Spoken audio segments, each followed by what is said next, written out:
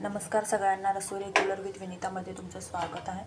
तर इथे बघू शकता तुम्ही एकदम गावरान पद्धतीने मस्त ओल्या हरभऱ्याच्या पानांची मी इथे भाजी बनवलेली आहे। खायला खूप छान टेस्टी लागते ही भाजी। तर त्यासाठी मी इथे ओल्या हरभऱ्याचे पानं घेतलेले आहेत। तर ह्या पानांना स्वच्छ निवडून घ्यायचे आपल्याला। तर निवडून झाल्यानंतर मी याला बारीक चिरून घेते। तर अशा पद्धतीने निवडून झालेलं आहे, त्याला आता आपल्याला बारीक चिरून घ्यायचे। बारीक चिरून झाल्यानंतर मी त्याला 2 ते 3 पाण्याने स्वच्छ धुवून घेतलेला आहे। तर अशा पद्धतीने मी ते चिरून घेतलेलं बघू शकता तुम्ही।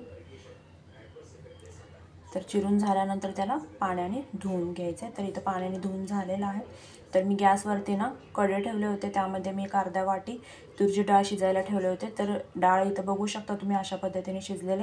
आणि डाळ असं शिजवायचं आपल्याला की जेणेकरून डाळीचे फक्त तुकडे व्हायला पाहिजे, पूर्ण एकदम डाळ नाही शिजवायचं आपल्याला, पूर्णपणे अर्धं कच्चं शिजवायचं। त्यामध्ये मी इथे हे स्वच्छ धुवून घेतलेल्या हरभऱ्याच्या पानांची भाजी त्या डाळीत मिक्स करून घ्यायचं आहे। 1 चमचा लाल तिखट आणि बारीक ठेचलेलं हे लसूण आणि वरून चवीनुसार मीठ। भाजी आणि डाळ दोन्ही एकत्रित मिक्स करून घ्यायचे आपल्याला अशा पद्धतीने। तर ही भाजी शेंगदाण्याचं कूट टाकून, हिरवी मिरची टाकून सुद्धा खूप छान करतात। तर ते पण मी रेसिपी अपलोड करते। तर ही रेसिपी तुम्हाला कशी वाटली मला तुम्ही कमेंटमध्ये नक्की सांगू शकता। तर अशा पद्धतीने मी इथं वरून 1 चमचा तेल ॲड करते आणि तेल व्यवस्थित आपल्याला मिक्स करून घेऊ। तर ह्या भाजीला आपल्याला फोडणी वगैरे द्यायची काहीच गरज नाही, फक्त वाफवून घ्यायची आपल्याला ही भाजी। फोडणीची भाजी नाही आहे ही वाफवून घ्यायची फक्त भाजी। तर अशा पद्धतीने हे आपली भाजी 3 ते 4 मिनिटासाठी आपल्याला वाफवून घ्यायचं आणि खूप लवकर बनून तयार होते ही भाजी। तर इथे 3 ते 4 मिनिटं झालेले आहेत, भाजी पूर्ण बनून तयार झालेली आहे। बघू शकता ह्यामधलं पाणी पूर्णपणे आटलेलं आहे। तर अशा पद्धतीने ही आपली भाजी वाफून बनून तयार झालेली आहे। मस्त खमंग पण वास येत होता ह्या भाजीचा। जेव्हा मी ही भाजी करत होते ना, मस्त हरभऱ्याच्या पानांच्या भाजीचा हे वास खूप छान येत होता। तर ही भाजी तुम्ही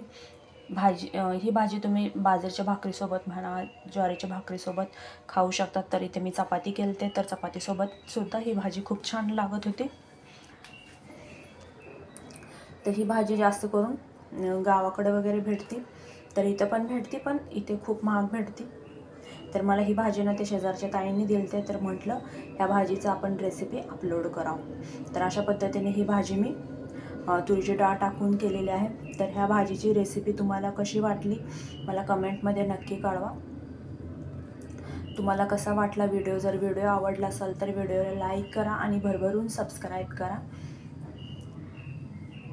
तर तुम्हाला ओल्या हरभऱ्याच्या भाजीचं शेंगदाण्याचं कूट टाकून जर ती रेसिपी जरी हवी असेल तर मला कमेंटमध्ये कळवा, मी ती रेसिपीसुद्धा अपलोड करीन।